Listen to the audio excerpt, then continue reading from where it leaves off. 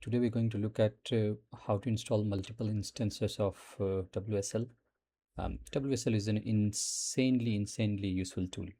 It lets me run a full-fledged Linux inside of Windows. So what I can do is basically I can run my games and Adobe Suite and other things that requires Windows in the Windows system, and then anything that requires development or Linux, I can run it within the Linux system. I have Ubuntu installed in my system under WSL. WSL allows developers to run full-fledged Linux within the Windows. It is actually installed as a Microsoft Store application. So if you go to Microsoft Store and look at the applications that you have in your library, if you have Linux installed under WSL, it shows up as an application in Microsoft Store. As you can see, previous versions of Ubuntu that I had installed are showing up in my library right from 2019. You can see I have version 18 in 2020, version 20 in 21, and then 22 in 23. Right now I have 24.04, which is also installed. This is a full Linux system which I have configured quite extensively, but you can see, as you can see, I have heavily customized this, but you can install a clean version from scratch. Why do you need a second WSL? Because I use this as a primary system and it is heavily customized. There are so many applications, so many tweaks that I have done within this, including environmental configuration and the shell that I use. I don't want to screw this up for experimentations. Hence, I install another instance of Ubuntu in WSL to play around with and experiment. So I'm going to show you how to install a second instance of WSL. So how does it work? What we have is a Windows subsystem for Linux, which is already installed. This subsystem acts like a hypervisor. In fact, it depends upon the Windows hypervisor. Now within this subsystem, we can install multiple instances. So one of the instances that I have is my primary instance of Ubuntu. What I'm essentially trying to do is install another one, right? So this becomes my sandbox, while this remains my primary OS that I use for development purposes. So how does it work? What we will do is we will download a specific WSL image.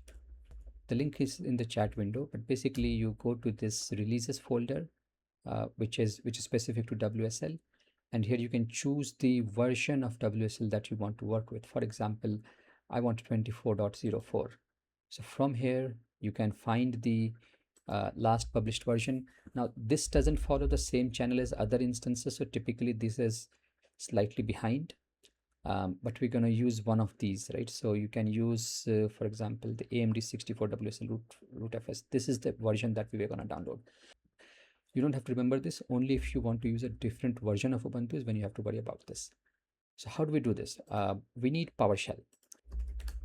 So you can go to your PowerShell console and then cd into your downloads folder. I'm going to create a temporary download folder so that I can download the image.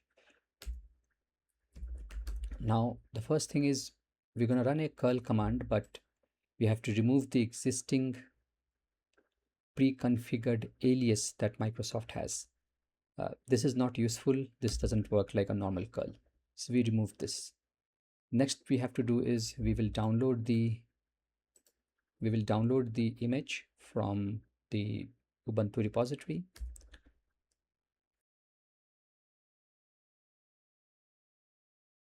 What this command will do is it will download this particular image and give it a name that I have specified in output. My download has completed. Now I'm gonna install it, and for that you have to do WSL import. You have to choose the distribution name. So we're gonna name it Sandbox. Then you have to provide the installation path, which is where is the disk stored. I'm going to keep it inside my documents folder. I'm going to call it Sandbox.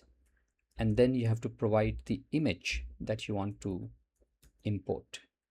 In this case, the one that we just downloaded. Once this is complete, you can see the list of installed WSL by running WSL-L-V. This shows my primary Ubuntu as well as the sandbox that we have installed. We haven't logged into the sandbox yet. I'm going to show you how to do that.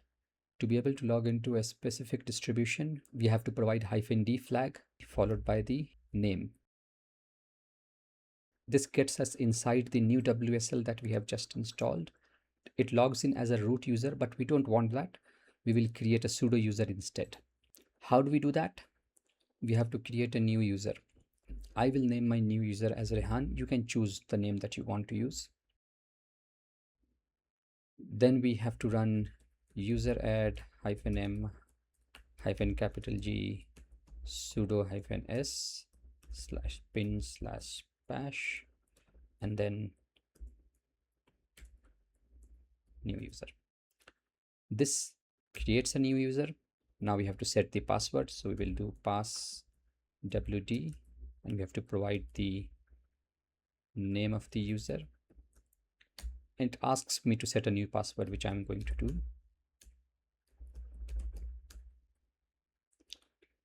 Done. Now this has logged in as a root user, which we don't want. We want to configure a sudo user, which we're going to do now. To do that, we run this command, which creates a WSL conf file, which defines who the new user is, which will be the new user that we created. Now we can exit this and log in as the new user. Before we are able to log in with new user, we have to terminate the distribution that we just created.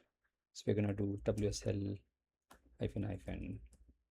-terminate sandbox. Now we can log in again using the same command. As you can see, we have managed to log in with the user that we have created. Now we're going to exit and I'm going to show you how to unregister this. So once you're done with your experiments, you can get rid of this sandbox, start fresh. To do that, you have to run WSL -unregister followed by the name of the distribution. This will delete both the registry as well as the disk file that got created during the installation of Sandbox. I hope this was useful.